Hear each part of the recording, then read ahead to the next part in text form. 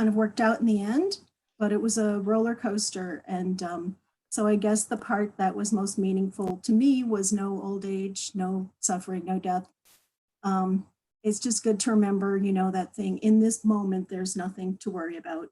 In this moment, there's nothing I need. So this is a good time. Yeah.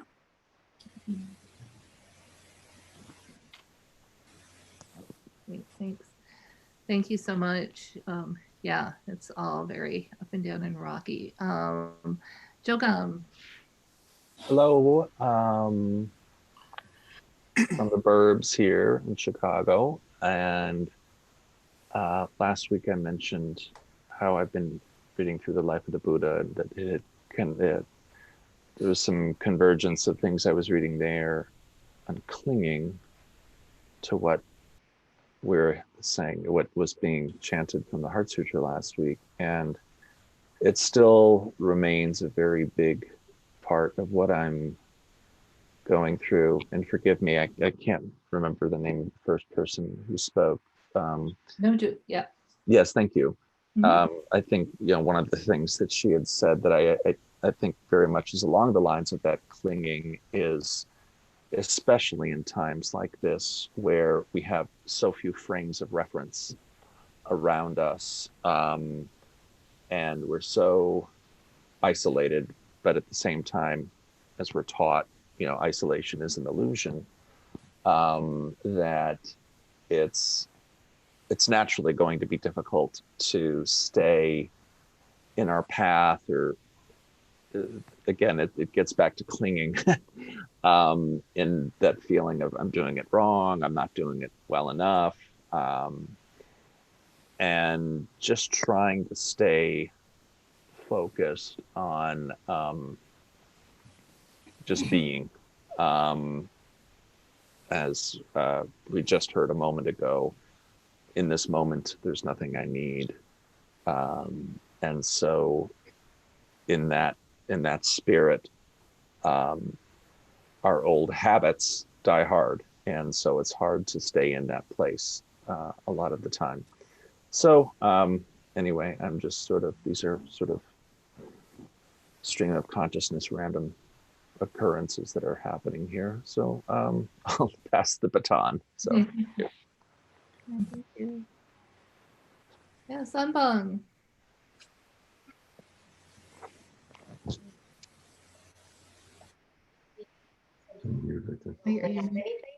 Yeah. So, yeah, good.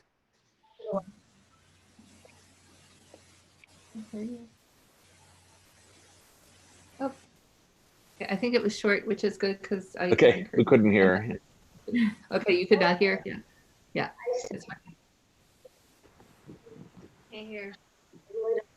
No, You're breaking. Yeah.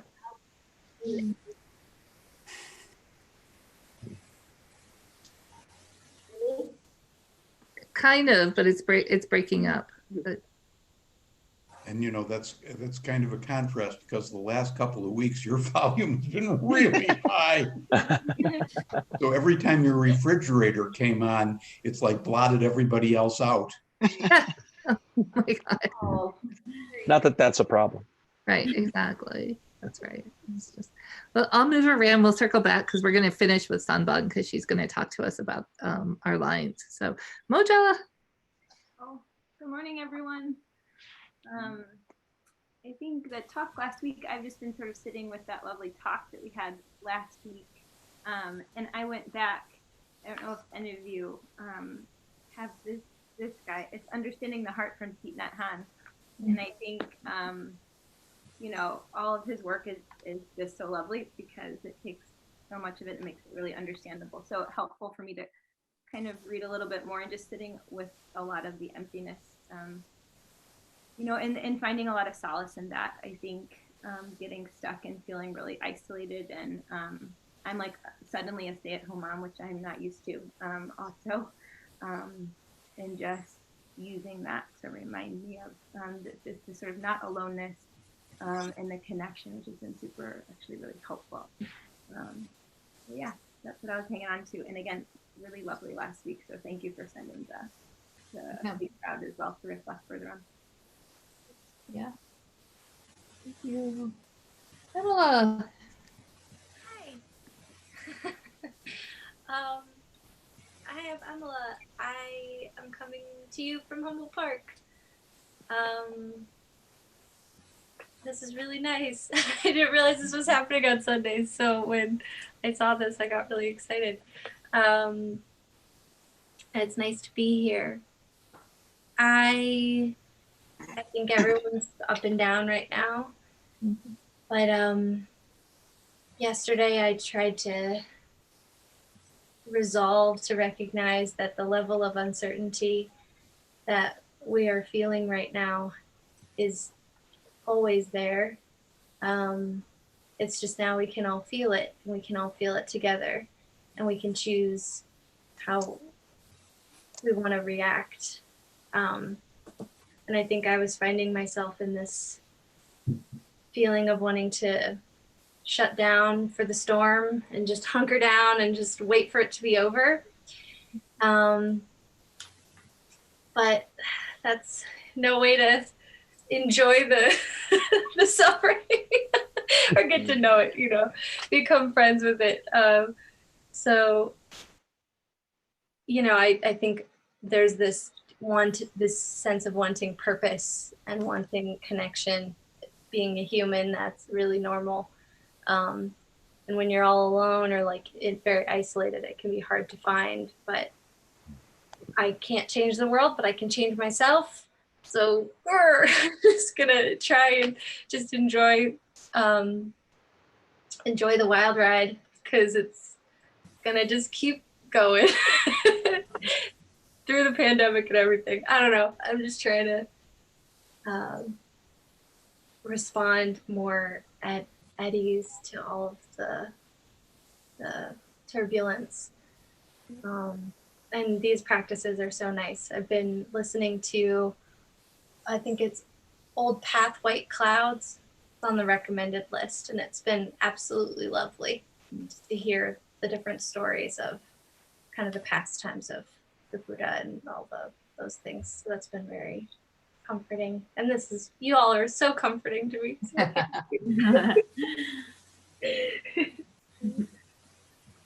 Natalie. Hi. Hi. Well, I was very happy that to have the reminder of the in this moment, those phrases, because earlier I was reading in the Trib in the arts section about, you know, the future. And somebody from the Shanghai jazz scene, they asked her about the future, and she said, where is the future? What is the future?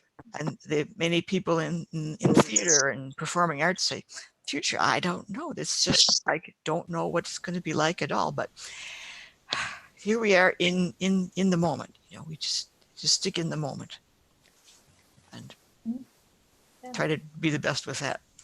Thank you. Jayun, you're muted, so yeah. Yeah. So the one thing that resonated for me from the Heart Sutra this time was the no ignorance, because those protests that are happening are quite disturbing to me. But on a personal level, I'm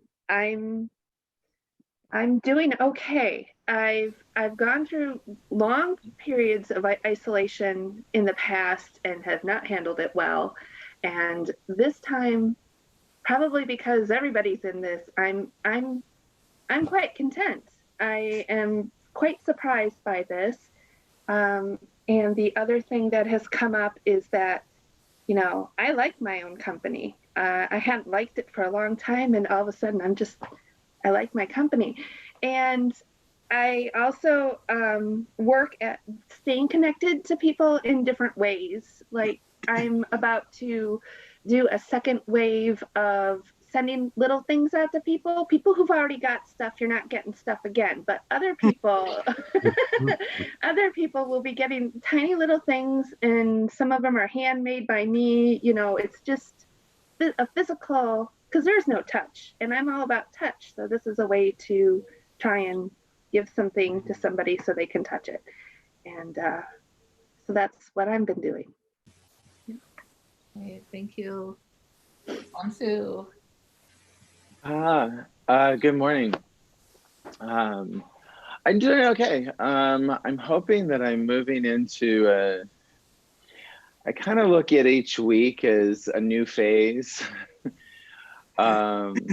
I'm hoping I'm coming out of a non-productive phase into a phase of settling into this experience. I feel like I can move out of my inertia and into actually enjoying doing things. I don't know, it kind of feels, last couple of days have been feeling kind of like the fourth day of retreat, where it's like, oh, this is what this is. And how do I just settle into that and get comfortable with it?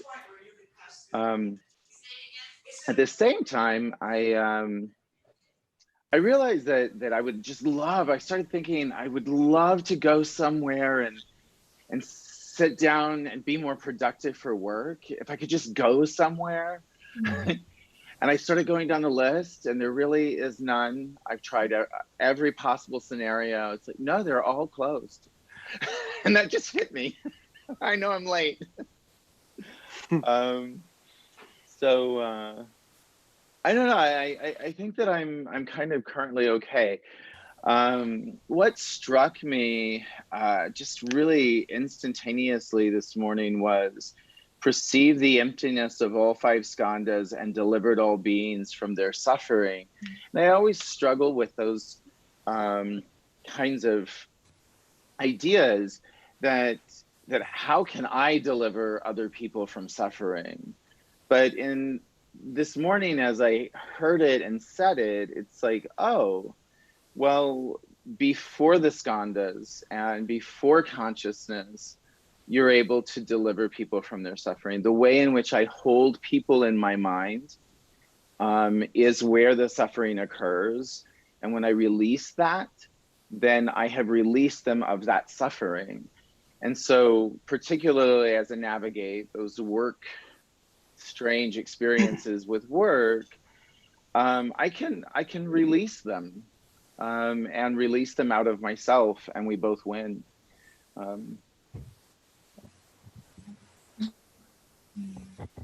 Thank you. Melinda.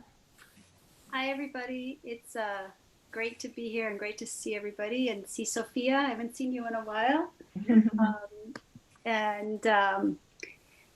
Yeah, just I really resonate with a lot of what y'all been saying, and Emila really resonated with what you said. And I was thinking also about the nothing to attain. And I think that I often try to be super productive, and then I realize it doesn't really matter. I mean, I try to do the best I can in terms of my job, teaching, reaching out to my students, connecting, and sometimes it just doesn't happen, and I just have to remember that it's okay and that we're all trying to do our best in this situation. And I also think about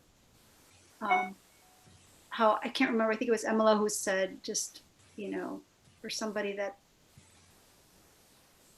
this is a different time, and yet it is also, time is this, what it is right now. And in some respects it's new, but in other ways it's always been like this, but it's a way to have a new awareness and just kind of sit with that. So anyway, I know I'm all over the place, but thank you for letting me share this.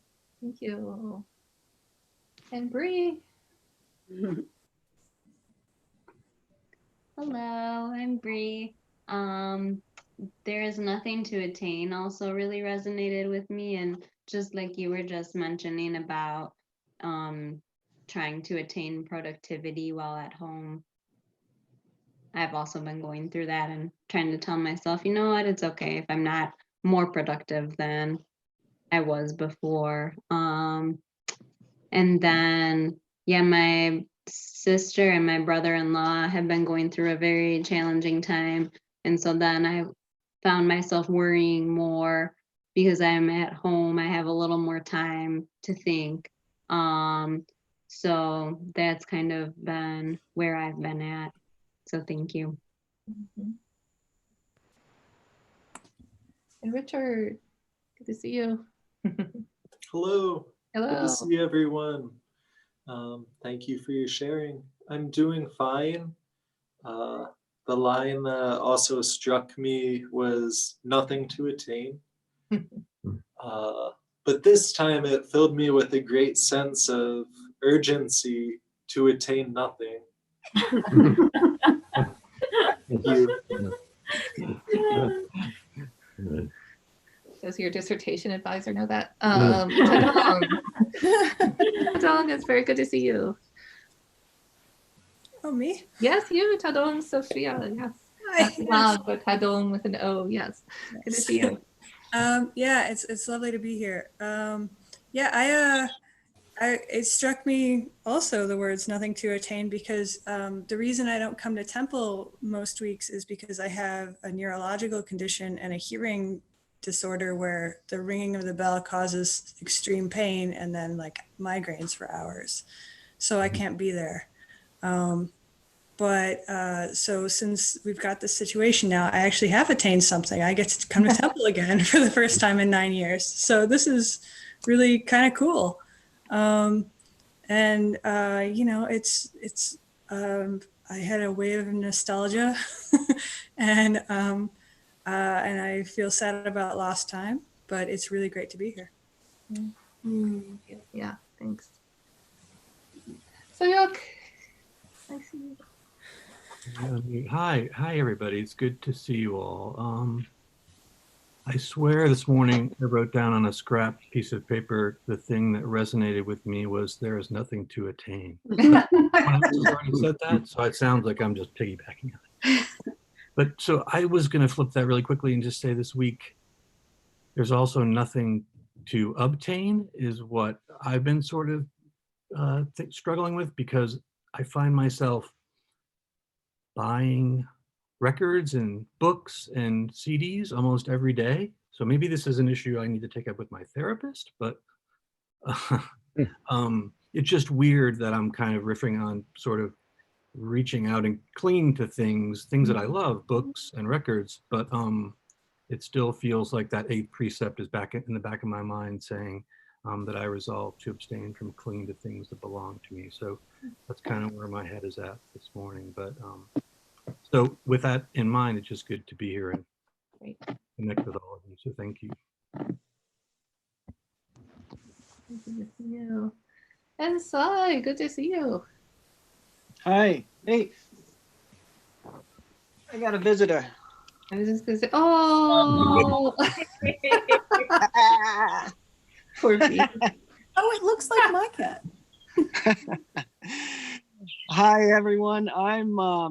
I'm out here. I'm still out here in the woods of Indiana, which has been a really great place to be sheltering in place because we just wander out into the woods and we got some waders and we go out into the stream. And this time of year, it's actually really interesting because it's spring and it changes so drastically from one day to the next, especially within this last week where we have snow on some days. We had 4 inches on Friday, which was pretty crazy.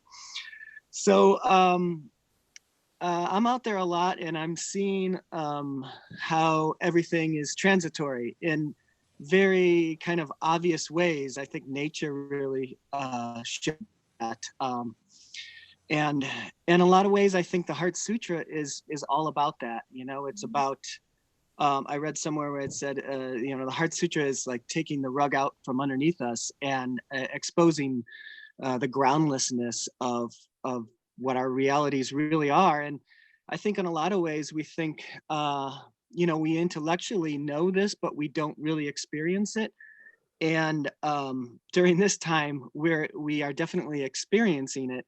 And so I think the Heart Sutra is like the most perfect teaching for this quarantine time, because it's showing us this transitoriness, this idea of change in very stark ways, and this idea that clinging to any sort of attachment is kind of a delusion that we need to kind of get over.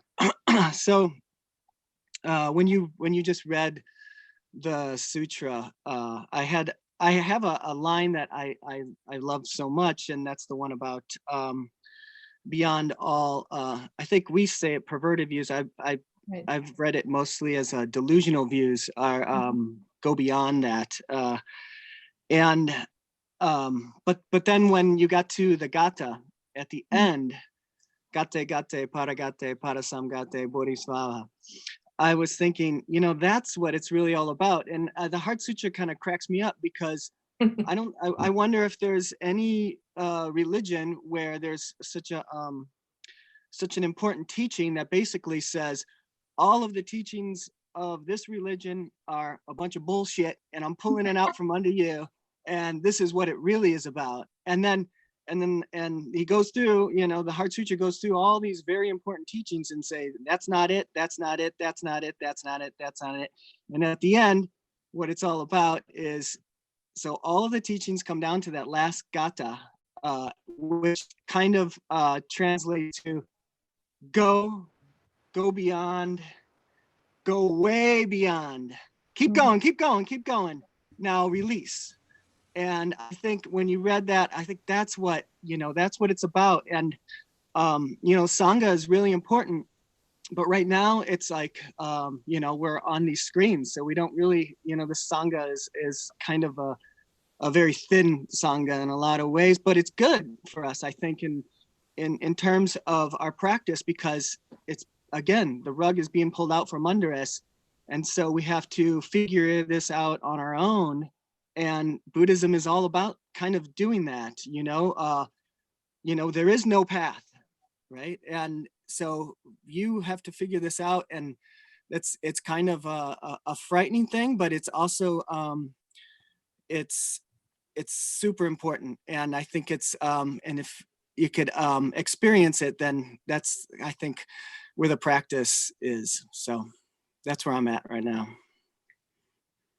Thank you. Sushan Bob. Good morning. Morning. Yeah, for me too, the line, there is nothing, no knowledge, no attainment, no realization, for there is nothing to attain.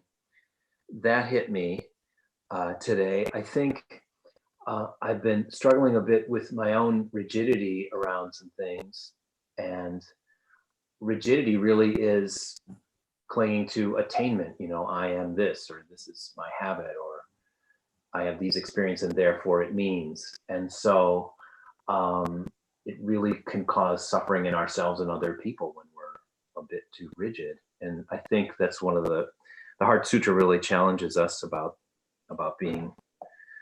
rigidity. I mean, even just holding on, like I was saying, holding on too much to the teachings. I don't know if any of you caught Haju Sunim's Dharma talk this morning, but she read this poem. It's really short, Our Real Work by Wendell Berry, which I Googled and found on my phone. And I thought it was really helpful. It said, as he writes, it may be that when we no longer know what to do, we have come to our real work. Mm-hmm. And that when we no longer know which way to go, we have come to our real journey. The mind that is baffled is not employed. I'm sorry, I read that. The mind that is not baffled is not employed. The impeded stream is the one that sings. I just thought that was really. Yeah, thanks. And Oche. Morning. Morning. Morning, Oche. So the line that stuck out to me was, "This is true beyond all doubt." And so in my life, on one hand, there's a lot of strong emotion. My co-worker's husband has been in the ICU for about a week with COVID-19, and my parents are starting to have a little bit more emotional difficulty as a result of the time apart from, well, they don't care about me, but for my son.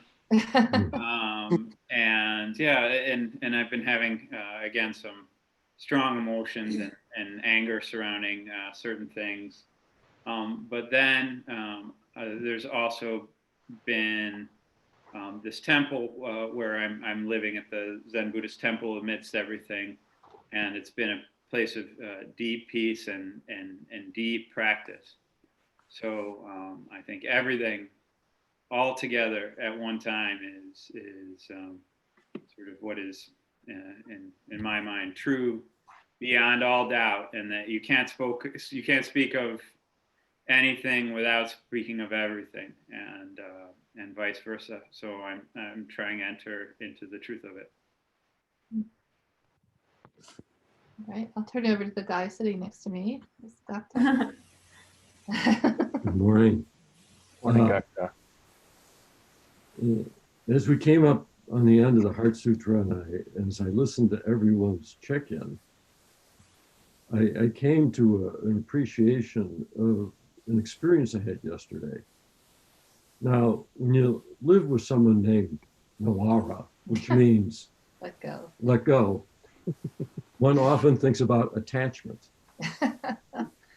Especially because Noah is really bad at letting go.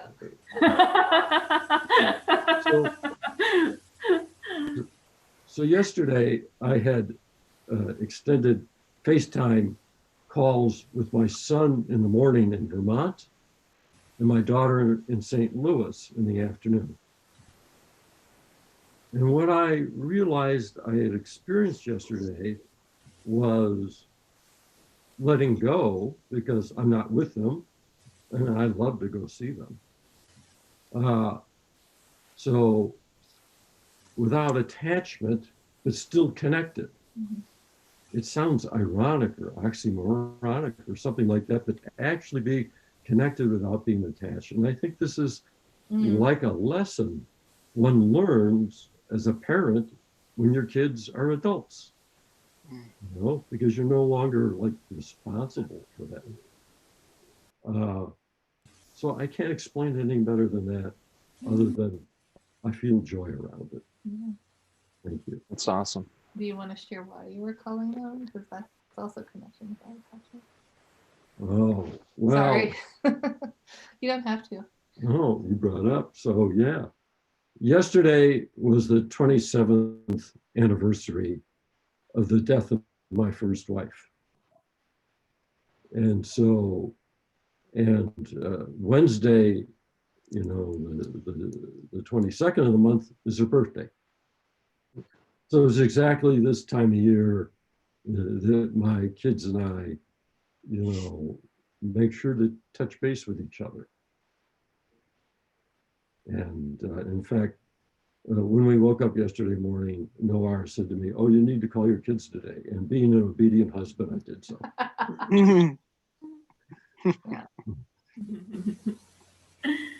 Yeah.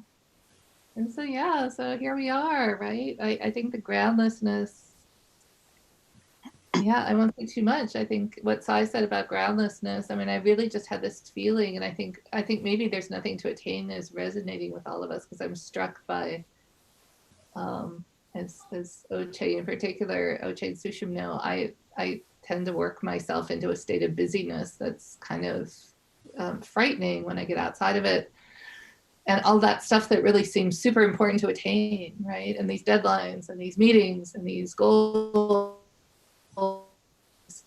And I think we're all discovering that all of that is a story we tell ourselves, right? That if the need is big enough, we can actually push the stop button and stop it. That all that stuff that seemed life and death and urgent is actually, yeah, we can kind of not get away with not doing it in a lot of cases. And so I'm finding this to be a really, I was saying the other day, you've seen those pictures of pollution, air pollution. So in India or Venice or China, all the pollution that's not happening because people aren't moving around. I said, it's starting to feel that way in my head, right? My head was kind of so polluted with all the coming and going and stuff that I needed to do, and stuff is just really coming into focus and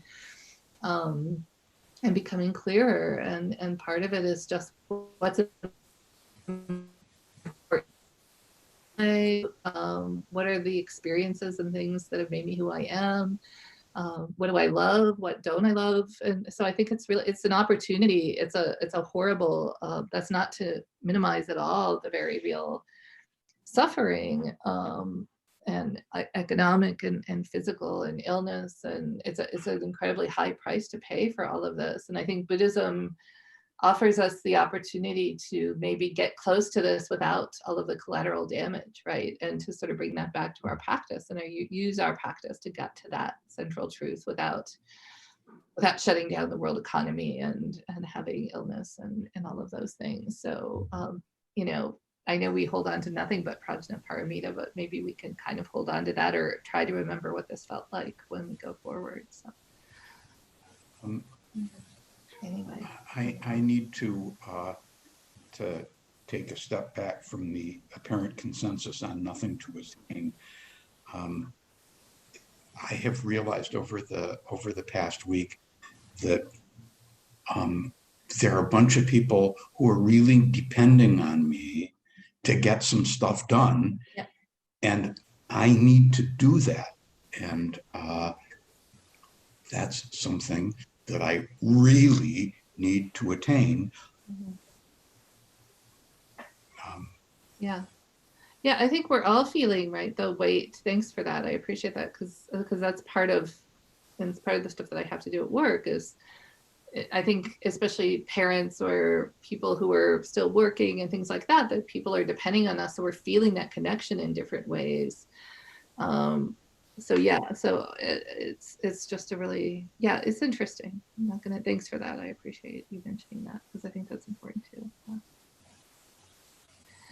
Oh my goodness. Okay. So Sanbang, do you have any thoughts? So we were we asked for a volunteer to look at exactly that, actually the verse right before the nothing to attain. I'm feeling like that should be our assignment for next week. If somebody would like to dig into that verse with, it is the Four Noble Truths, but especially the second half of it, no knowledge, no attainment, no realization, for there's nothing to attain. So think about that. If once we're done with our discussion, we'll have a volunteer who wants to look at that nothing to attain thing and maybe dig into it a little bit more. But we're digging this week into no ignorance, no extinction of ignorance, no old age or death, no extinction of them, and Sanbang volunteered to kind of at least open up and try to take us through that. So. Oh no, and we still can't hear Sanbang. Yeah. And I see your mic is on. For some reason, I don't know what would be. Did you try rebooting? I was just going to say there might need to be a reboot. Well, now that... Yeah.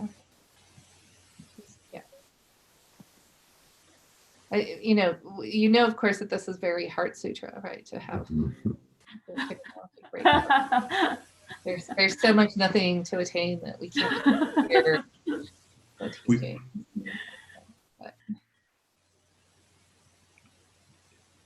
We have indeed gone beyond. I know we have gone beyond, exactly. Oche, do you want to take this moment to talk about next week in the lanterns? So I was hoping he was going to be here this week, but no matter. One thing that I have been missing a lot is, it's nice to be together with everyone, but we wanted to have an opportunity for a little more Dharma fellowship. And for many years, Achala and Sunita have sort of led the Buddha's birthday lantern preparations and informally over tea and sweets after the service. So we wanted to bring some of that to this group for those who wanted a little more opportunity to be together. So tomorrow, after the conclusion of this portion of the service where we have our Heart Sutra. Tomorrow or next week? we would invite everyone to stay on who is able and participate in lantern making. And it will be very, very simple, the process of making lanterns. These are not hanging lanterns, but lanterns that would be set on your altar. And you would need only a glass or a small jar, a piece of paper, some scissors, glue, and if you have one, a votive or some light to put in the jar. So everyone who is able to join and thinks they would enjoy that, please do consider sticking around after the discussion group next week. Thank you. Thank you. Yeah. And then just briefly, and then we'll see if we can hear Sanbang, but just while we're kind of announcing things. So if you are interested, I noticed there are a few people who do not have Buddhist names with us today. If you're interested in taking precepts this year, renewing precepts, just email the temple and Sushum will start those discussions pretty soon. Right now, we're still hoping that Yoming Junjin, our 5-day retreat, will be in Chicago at the end of June. Let's just go ahead like that's happening. But either way, there will be precepts this year, and the ceremony may be in. If it's not, we'll have like a later ceremony where Haju comes, for example, and bestows the name. So we'll get it done this year. So if that's something you might be interested in exploring, either taking or renewing precepts, just email the temple. Sanbang, can we hear you? Can you hear me? Yay! Rebooting, it's always comes down to rebooting, right? Right. Okay, so I was tasked with talking about no ignorance nor extinction of ignorance, no old age and death, nor extinction of them. So these lines refer to the early Buddhist teaching of dependent origination, also known as the wheel of causation. And this wheel contains what Buddha described as the cycle of 12 steps or 12 links. We as humans perpetuate that are the cause of our suffering through our distorted view of reality. And one step originates from the previous step, and it's sort of the yellow brick road of our suffering. And Red Pine believes that the Four Noble Truths are shorthand for this wheel and how we get off of it. So the first step on the wheel is ignorance, meaning the lack of understanding of the true nature of things. And number 2 is impulses. Ignorance gives rise to impulses, and so on and so on. One gives rise to the next, and it ends in old age and death. So the Heart Sutra abbreviates this wheel by citing the first and last steps, ignorance and old age and death. And of course, negates all of it with no ignorance or extinction of ignorance, no old age and death, no extinction of them. So this makes perfect sense, because if there's no self, there's no ignorance, there's no old age and death, nor extinction of those things. And Thich Nhat Hanh summarized it very succinctly in his translation. He says, the 12 links of, this is his translation of the Heart Sutra. The 12 links of interdependent arising and their extinction are also not separate self-entities.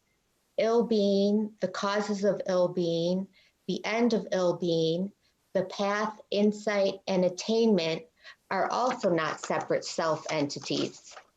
Whoever can see this no longer needs anything to attain. Thank you. All right, that was almost as how do I say, economical and punchy as the Heart Sutra itself. There's a lot there.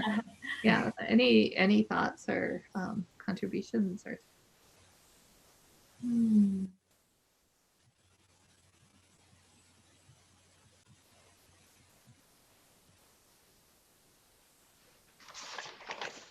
Yeah, the 12 links of dependent origination are kind of fun to dig into if you have time on your hands. And then the theory is that if you break any one of the links, the whole thing falls apart, right? So it's not about you have to destroy every single one of the steps, that there's always an opportunity to kind of interrupt it and have the whole thing just fall apart. Do you want to read all 12 of them? Yeah, do you have those? I think I have them, but give me a second to find it. Let's see, I'm looking for my big Buddhist encyclopedia to see if I. Yeah, let me look. It's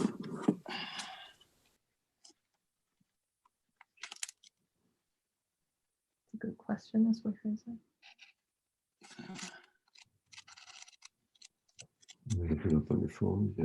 And I've never read them before, but the thing that was interesting but also confusing is that the first two are from a previous life that lead us to the circle of the next life, and so on and so on.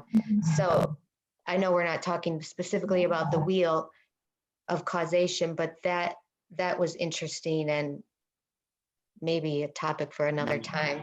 Yeah. I found something. Noara? Yeah, go for it.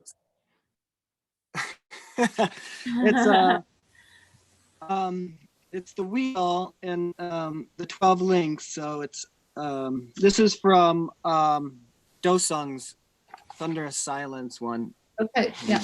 Anyways, so it's ignorance, karmic action, consciousness, mind and body, the six senses, contact, sensations, craving, grasping, becoming, birth, old age, and death.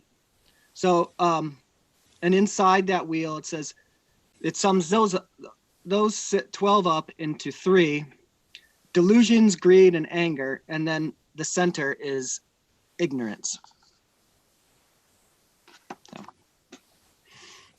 Those are reiterated in Anemone too. Mm-hmm.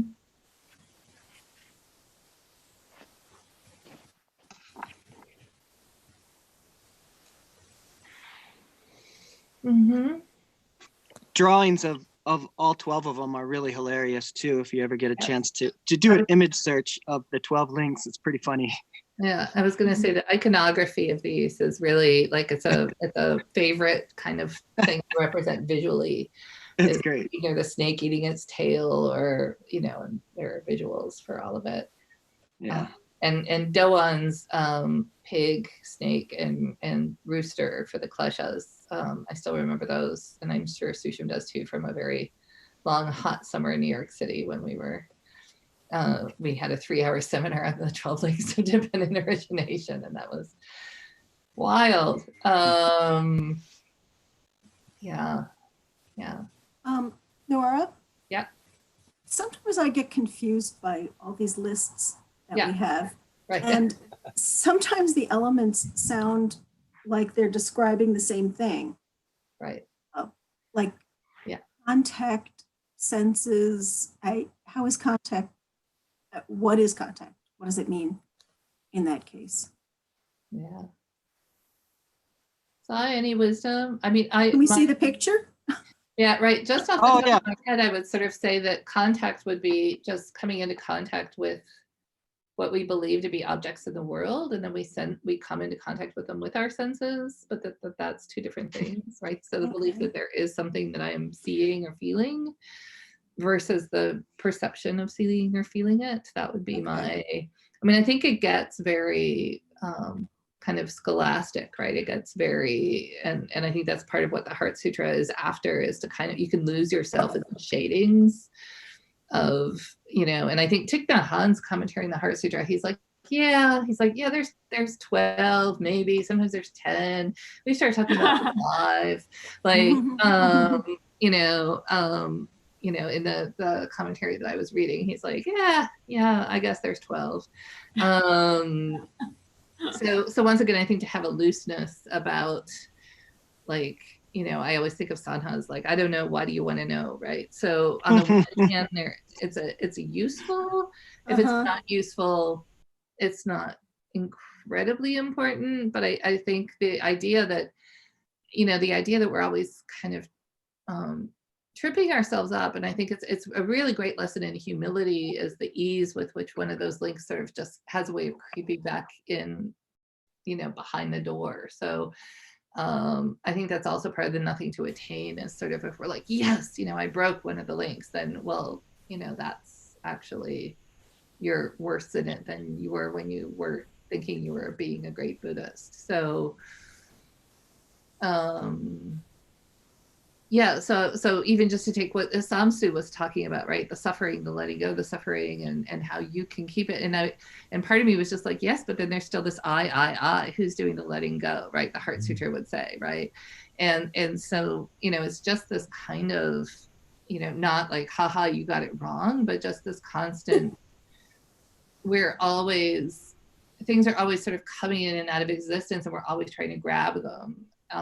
And to be conscious, I guess, just of that function whereby we're just, seeing it and saying, oh, that's a thing, and trying to grab it and keep it, and just being aware of that's just what we do almost automatically. And Buddhism sort of says there is another way, but it's I don't know. And about contact, it connects right to that, because to talk about contact implies that there's a me and another, right, rather than just being. So, so the contact implies a self when there is no self. That's how I think the listing of contact there. So the way that I sometimes think about this is like the links of the 12 links. It's like, what keeps us going round and round? Maybe some of you feel like I do and are locked in some negative perpetual patterns, and that fundamentally at the beginning of all those negative patterns is the ignorant, the delusive belief that we are separate. And I think that the key to breaking this loop that leads to not just perpetuating of all these negative habits in myself, but also rebirth, or, it doesn't just end because we die. It just keeps going on and on if these things are unthought of and happening outside of our consciousness. But I think that the Heart Sutra's message for me is that the way out is before these 12 links. It's why Avalokiteshvara is looking down. It's out of deep compassion, and that even though that this idea of compassion is that that there's someone that I can help, that even that can be a delusion, but that the real key to unlocking the whole thing is a transcendent compassion, which can ultimately deliver us from this delusive idea that there's me and you, and that we're separate on this experience. Oche, that's great. That's a great point. That's super important, I think, about the Heart Sutra, because I think one can get carried away with all this negation, know this, know that, and then almost fall into this idea of, oh, well, it's like existentialism or nihilism, it doesn't matter anyways, it's all nothing. But right from the beginning, it's mentioned that this idea is compassion, that it's not rooted in existentialism or something being nothing, in nothingness. This is all rooted in compassion, and that's the important part of it, I think. And also what you talked about with, someone mentioned this whole idea of Buddhism having all these lists. I remember having this conversation with Sandong at Peace Camp, and I was asking him, what's up with all these lists? And I thought about what he said. He said, who's asking? And that's what it's all about, and then that's the question.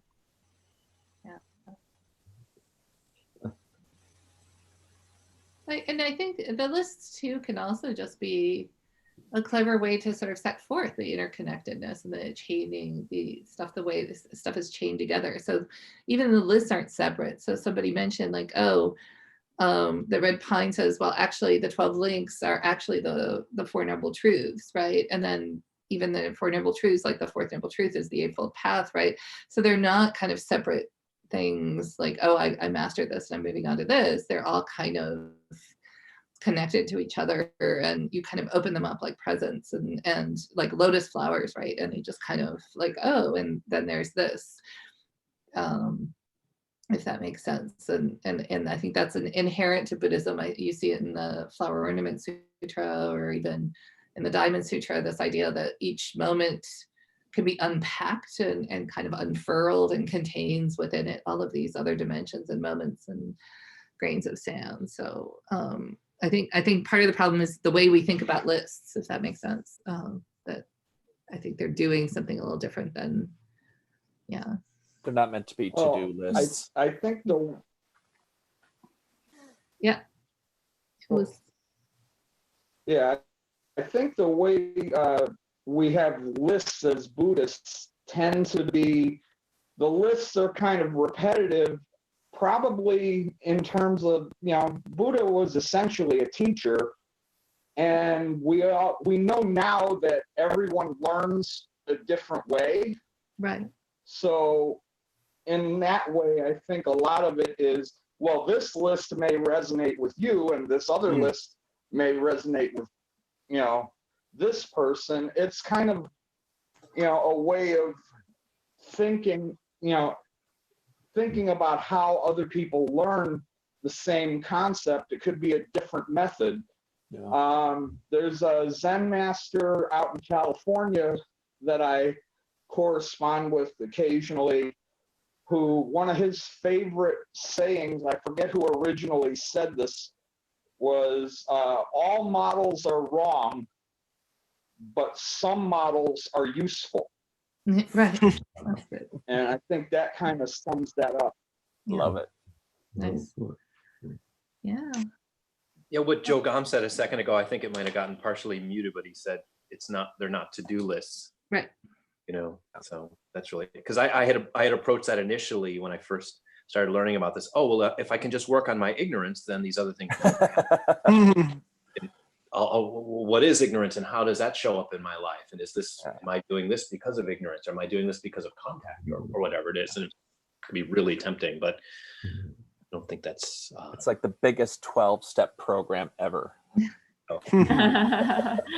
And there is a reality, right, of Dharma training where they give you the handbook and say, memorize these 10 things. Yeah. So, yeah. Oh, that's the thing, it's a kind of learning that is not familiar to me. And it's like, you want to say, okay, what is there to learn? And what can I work on? And here are all these things, and I need to master them. Yeah, that's not going to happen. But I think, I mean, like, which is relief. But I think memorizing is really useful. And like I said, this might be a good time. Like if there's something that catches your eye or you'd like to work on memorizing, it's a good time for it, because then it just becomes part of you. And I think that's part of the list thing, is we're kind of, if we can visualize ourselves not making the list or sort of looking at the list, but we are in the list. And that's going to sound trippy, and I'm not even sure what I mean by that, but absorb it by memorizing it. Yeah, exactly right. That we kind of eat it and chew it and digest it. Richard will be familiar with this method from this tried and true, which is common to many religions. So I think that I'm hearing a lot of like learning and doing, and I think that it just returns to the idea of just simple experience, and that if you forget about the learning and the list making and the doing and then you just begin to move into experience and what is here present, and that combined with the ideas that we really don't know. We don't know what's next. We don't know what is supposed to be or that I am supposed to learn. And as you kind of move into experiencing that unknown, then maybe some of these things become more sensory.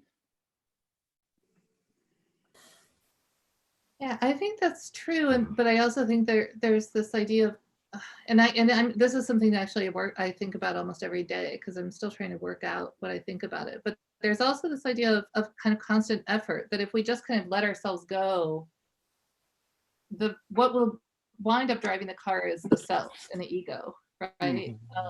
And the wanting and the grasping. And so I still haven't worked out, that there is this.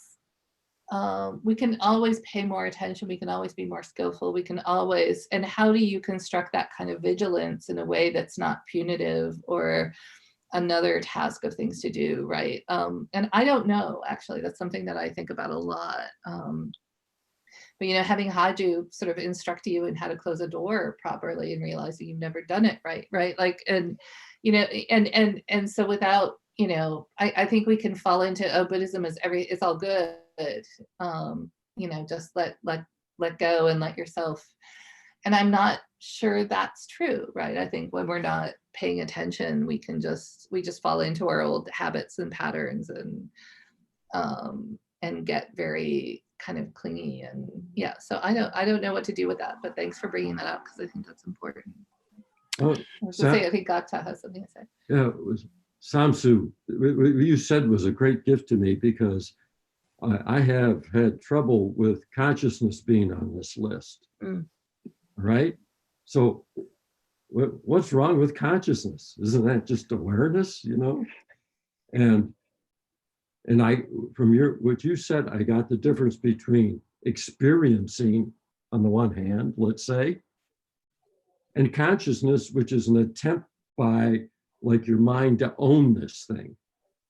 Just let go of owning whatever the experience is and own it. I mean, experience it. Don't own it, just experience it. So now I get why consciousness is on this list. I know. And if you watch the video of Samsu painting, you would understand why Samsu understands it, and somebody with a bunch of books on her shelf does. So that might be part of the problem too, actually. Anyway. Yeah. Thank you. That's a great point, Gakta, about the consciousness. I think it's like that. The problem isn't the consciousness. The problem would be the separation of seeing yourself and the consciousness as there's like a gap between the two. That I think the Heart Sutra comes down to that whole idea of no dualities, right? And going right towards it, to the center, and where it's complete absorption. And when there is consciousness, but in complete absorption of consciousness, there is no consciousness. It's all a bit of a what is it called? Like it's a riddle in a lot of ways, without reducing it down to being a riddle. But it's that way, And the other thing I want to mention about what Noara was saying about effort, I think that's a really great point as well. And I can think of this in terms of music, and like especially improvisational music, because that's how I think about everything. When you have to get to the point to be able to improvise freely without the self and the ego guiding you. You have to get to a point where there is no effort. But to get to the effortlessness takes a lot of effort. There's got to be some way of constant practice and constant working on your technique and your skill, and to just be able to jump in and improvise. And we always joke, And that's the difference between jamming and improvisations. Like, man, that one dude is just playing and listening to himself and not part of anyone else. To get to that effortlessness, there's so much more in front of that, you know. And I think that's what Noir was talking about with effort, you know. Yeah.